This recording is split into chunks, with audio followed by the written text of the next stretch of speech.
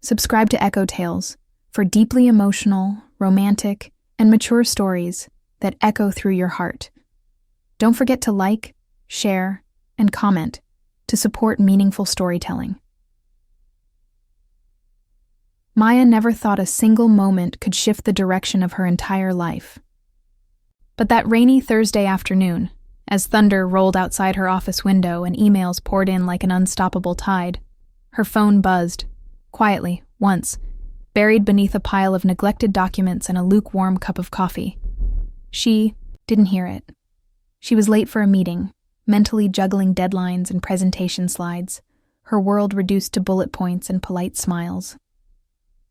Hours later, long after the rush had faded into exhaustion, she glanced at her phone during the elevator ride home. The screen lit up with just 4 words from Ethan. "Can we talk?" Simple, direct, heavy with something unspoken. Her heart paused for a split second, but she told herself it wasn't urgent. "I'll reply tonight," she promised, slipping the phone back into her bag, the city lights blurring behind her reflection. But by the time she curled into bed, she was too drained to even remember the message. She didn't know that Ethan had stared at his phone that day, waiting, hopeful, then uncertain, then slowly sinking into silence. That message was his last try, the final bridge he'd built between them. Things had been strained for weeks. Maya drowning in work, Ethan growing quieter, conversations fading into routine check-ins and polite concern. She thought they were just going through a phase, like couples do. He thought she was choosing everything else over him. That day, when he hit send, he had meant every word behind it. "Can we talk?" meant "I miss you, I'm tired, but I still care." When she didn't reply, hours passed, then a full day, and something in Ethan gently, quietly snapped. Maya didn't notice right away. Life moved forward. She was used to his patience, used to him always circling back, soft and forgiving, waiting until she had time, space, clarity. She figured they would talk eventually, that he'd call, like he always did. But this time, he didn't. And she didn't chase him. It wasn't out of pride. It was the simple assumption that he would always be there, that their connection was strong enough to survive the silence.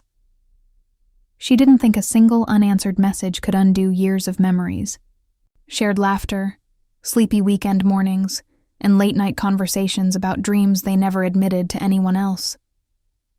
But something had changed. Days turned into a week. She scrolled through their old messages one night and noticed the gap, a glaring pause where their daily rhythm had broken. She almost messaged him then, but the fear of hearing he had given up froze her fingers.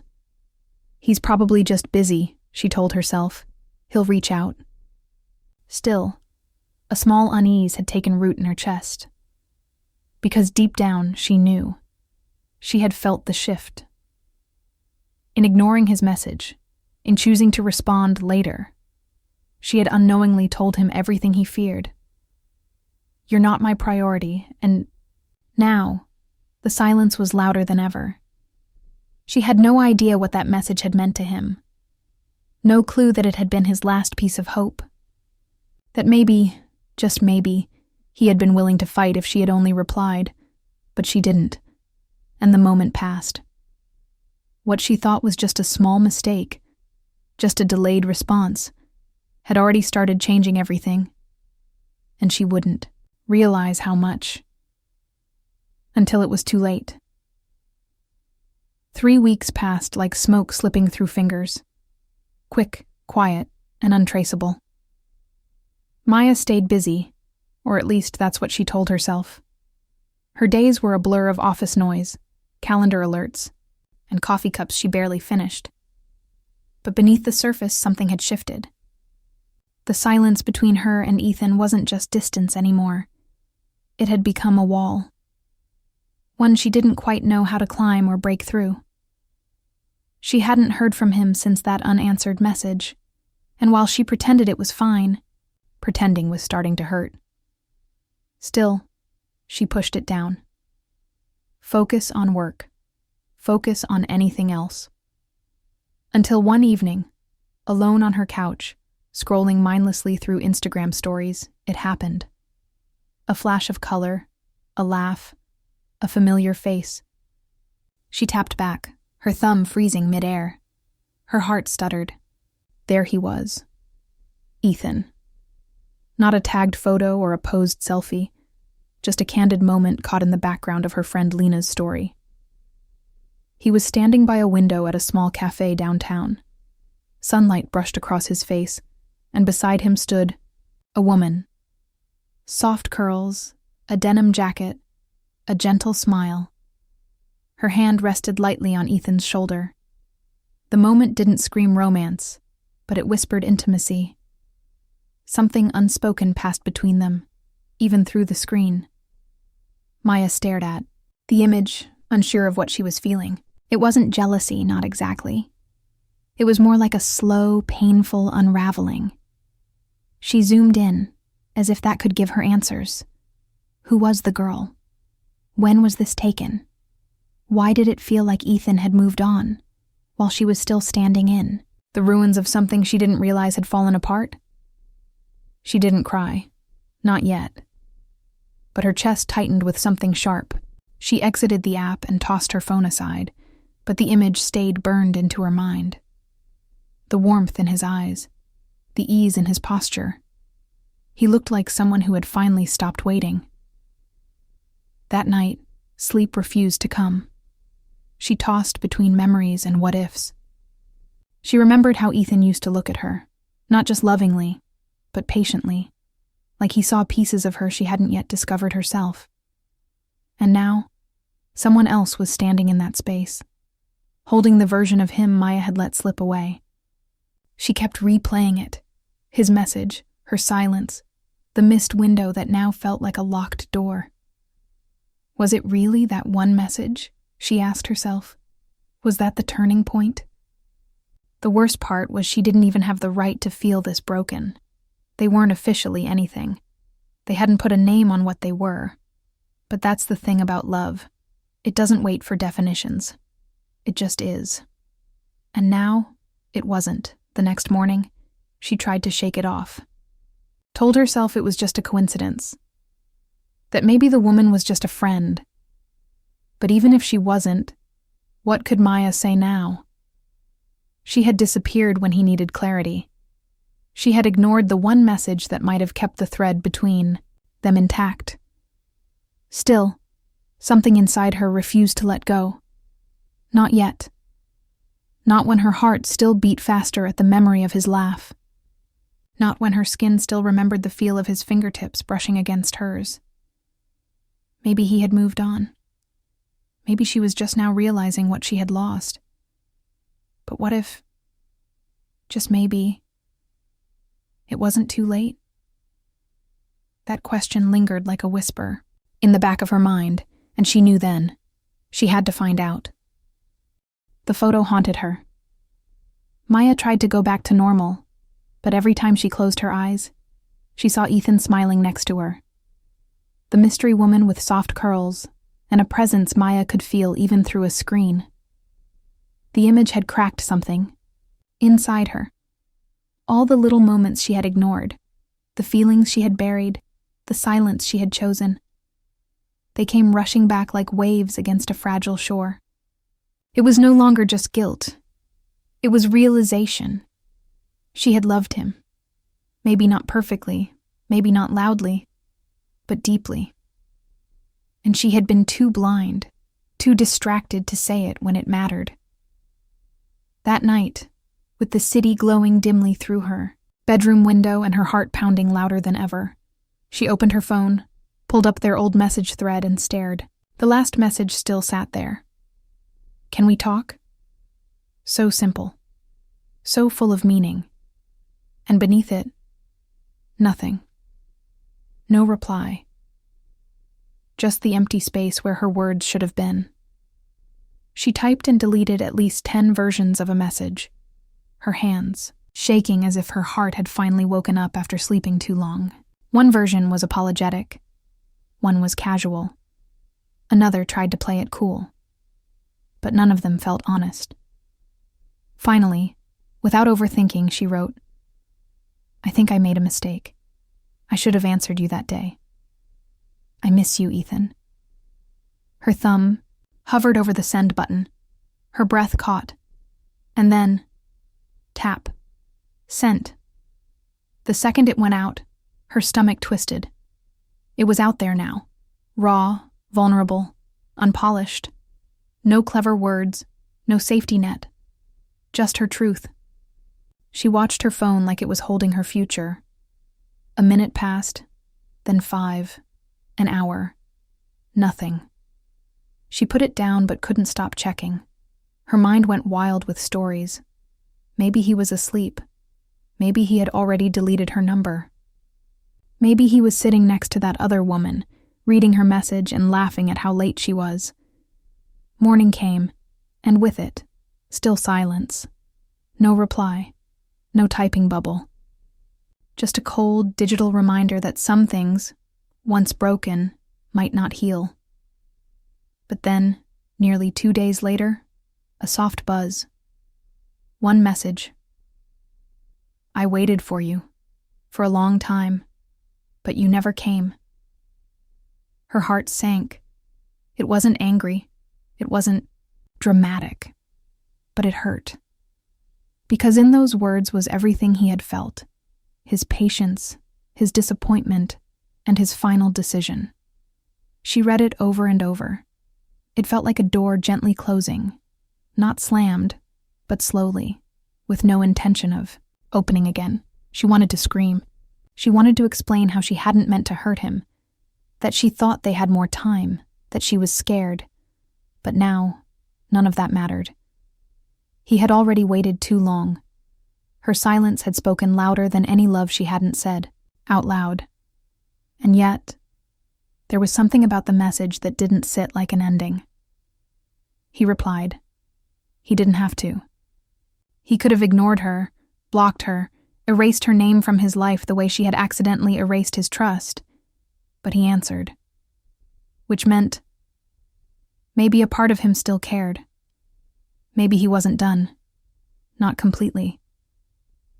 She lay awake that night, replaying every moment from their past, his hands brushing hers during a movie, the way he always remembered her coffee order, the way he once said, "You don't have to be perfect, just present."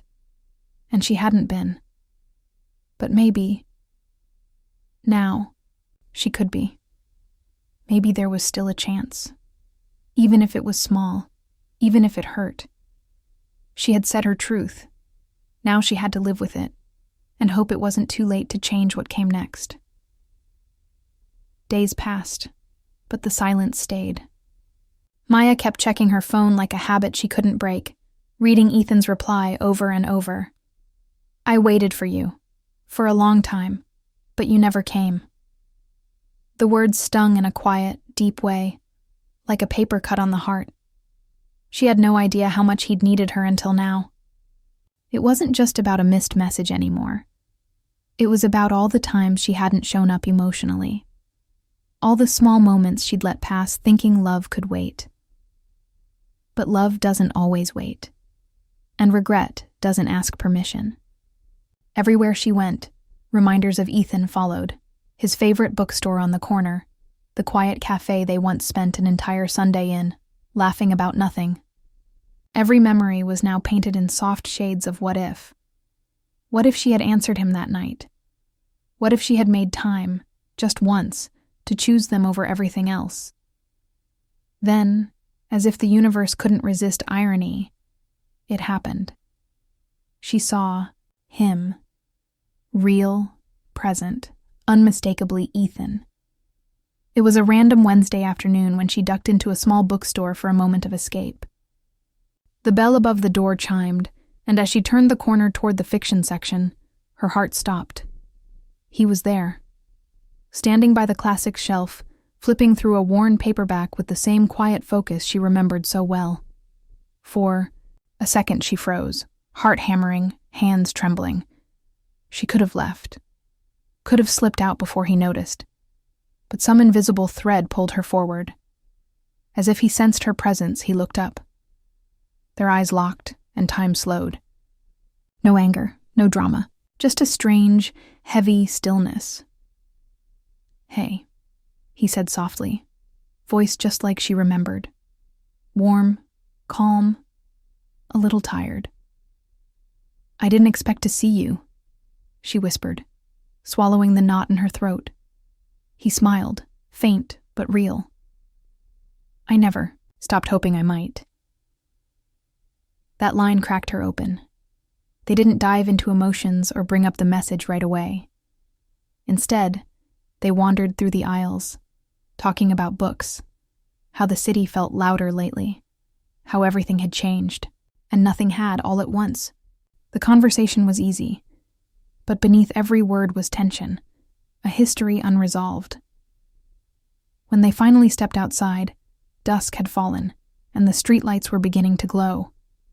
They walked without direction, and the silence between them felt less like discomfort and more like a shared memory.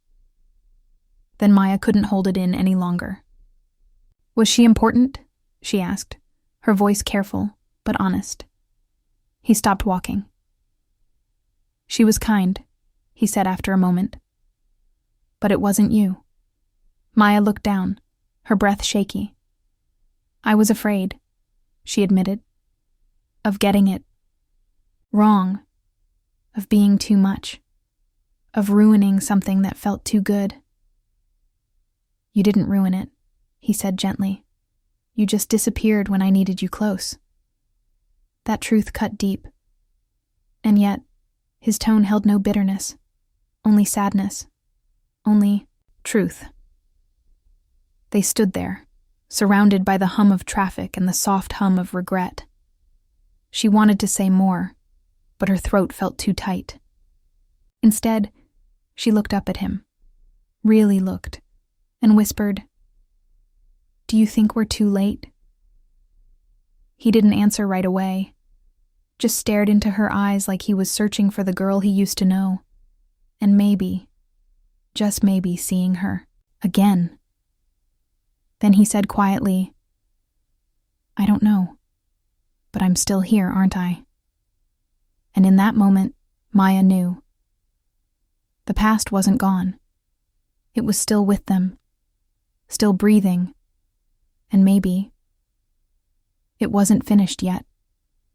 That night, the rain returned, just like the day she missed his message.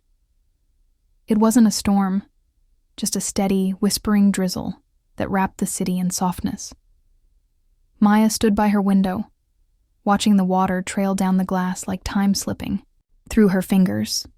Her conversation with Ethan replayed in her mind on a loop.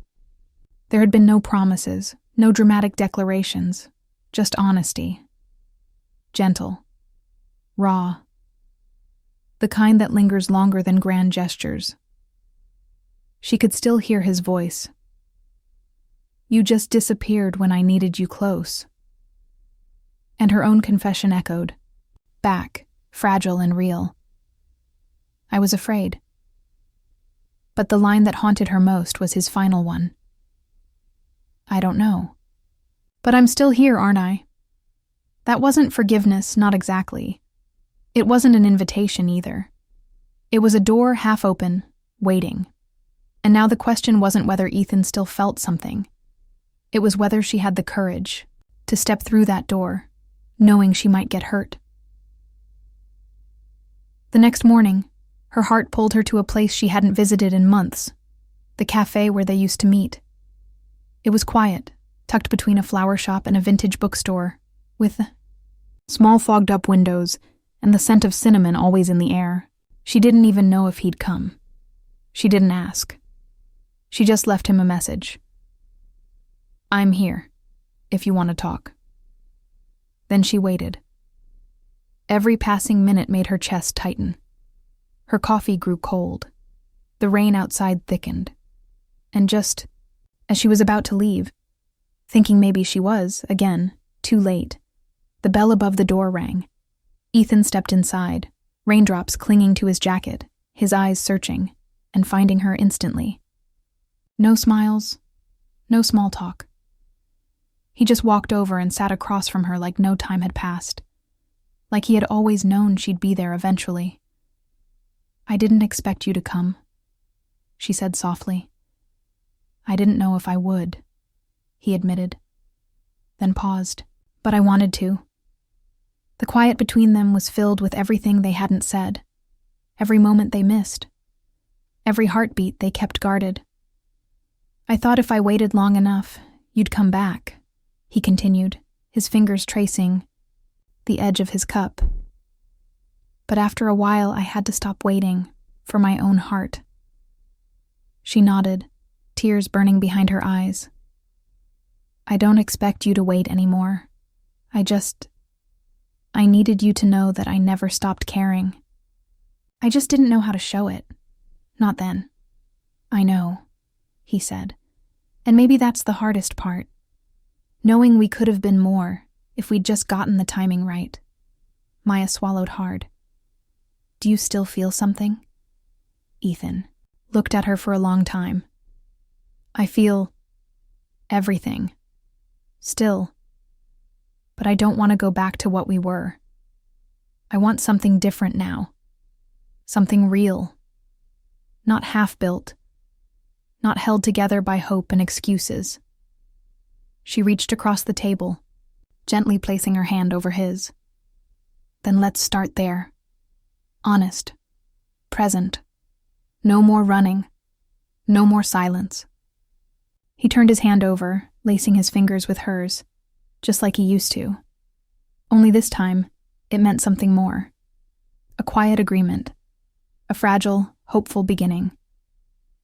Outside, the rain kept falling, soft and steady. But inside, something had shifted. Not everything broken stays broken. And sometimes, love doesn't need to be loud. It just needs to be true. Maya didn't know if this was a second chance or simply the final chapter written with grace. But as she walked beside Ethan that evening, beneath a silver sky still wet with rain, something inside her felt different. Lighter. They didn't hold hands this time. There was no grand kiss or dramatic pull into each other's arms. Just quiet conversation, laughter that came easier now, and the kind of eye contact that made the world around them blur. It wasn't like before. It was better, sharper, more honest, like two people finally meeting in the same place emotionally, after spending so long just missing each other. The weight of the past hadn't disappeared, but it no longer felt like a barrier. Instead, it was something they both carried gently, respectfully, like a fragile memory that no longer hurt, but reminded them of what not to take for granted. As they reached the train station, the one near the park they used to visit on weekends, Ethan paused. He turned to her, his face unreadable for a moment. Then he said, "You know, for the longest time, I thought I needed you to explain, to tell me why you let go." Maya held her breath, waiting. "But I think I understand now," he continued softer. "You were scared, and so was I. We just showed it in different ways. I kept thinking love meant always being strong," she whispered. "But maybe it's about showing up, even when you're not." Ethan smiled faintly, then reached into his coat pocket and pulled out a folded, worn piece of paper. Her heart skipped. He handed it to her without a word. She unfolded it carefully, her hands trembling. It was an old receipt from a bookstore cafe, with his handwriting on the back. "The day I fell in love with you. You were ranting about plot holes in a novel and laughing so hard you snorted. I remember thinking, God, I hope she never leaves." Tears spilled down her cheeks before she could stop them. "You kept this?" she choked out. "I kept a lot of things," he said. "But I'm done holding on to the past like it's the only story we'll ever have." Her voice was shaking now. "What if we mess it up again?" "We probably will," he said with a smile that held years of knowing. "But this time, Let's mess it up together." She laughed through her tears, and something in her chest broke open, in the best way. Because this was no longer about fixing the past. It was about choosing the present, about writing something new, not perfect, not smooth, but real. Then, as the train arrived, Maya didn't board it. She looked at Ethan and said, "Come with me." "Where?" he asked, eyebrows raised. She shrugged. "Does it matter?" "Somewhere. Anywhere. Just not apart." He hesitated only for a breath, then nodded. "Okay." They turned and walked away from the station, leaving the past behind on those tracks, still part of them, but no longer steering them. The rain had stopped now, the sky cracking open to reveal a soft golden hue on the horizon. A beginning disguised as an ending, and as they disappeared into the evening, neither of them knew what came next. But for the first time, they were walking into it together, hand in hand, heart to heart. Not perfect, but finally, present. And that somehow changed everything.